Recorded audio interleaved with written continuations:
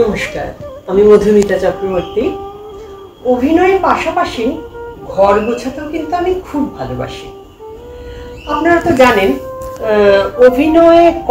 অভিনয় করে বাড়ি চলে আসা এটাতেই কিন্তু শেষ হয় না, আমাদের কাজটা কিন্তু তারপরেও থাকে। যেমন ধরুন, আমি আপনাদের বোঝাচ্ছি, অভিনয় করার পরে একটা বিরাট পার্ট থাকে কিন্তু আমাদের ডাবিং করা। একটা গল্প আপনাদের সঙ্গে শেয়ার করি আমি। আর এই ডাবিং যারা করেন তারা জানেন যে ডাবিং স্টুডিওর মধ্যে বিরাট বড় বড় আর খুব ভারী ভারী দুটো দরজা থাকে। সেই দরজা দুটো ঠেলে আমাদের স্টুডিওর ভেতরে ঢুকতে হয়।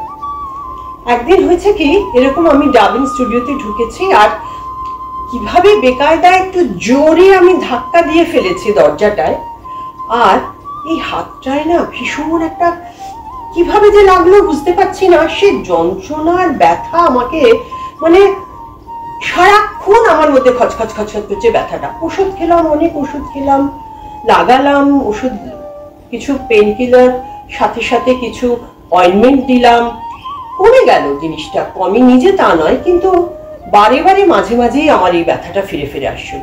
তখন আমার এক বন্ধু আমাকে বলল যে ওরও নাকি এরকম একটা ব্যাপার হয়েছিল। তো বললো যে আমার কথা শুনে একটা স্প্রে ইউজ করতো, আমি এটা করে খুব ভালো আছি।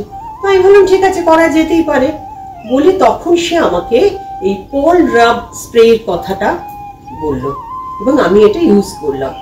সত্যি বলছি, আপনারা বিশ্বাস করবেন না, 2-3 দিনের মধ্যে না আমার ব্যথা একদম সেরে গেছে।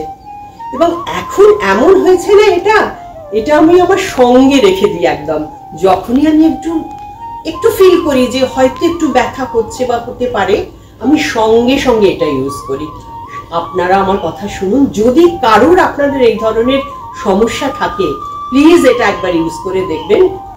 পল রাব আমার এখন সর্বক্ষণের সাথী হয়ে গেছে।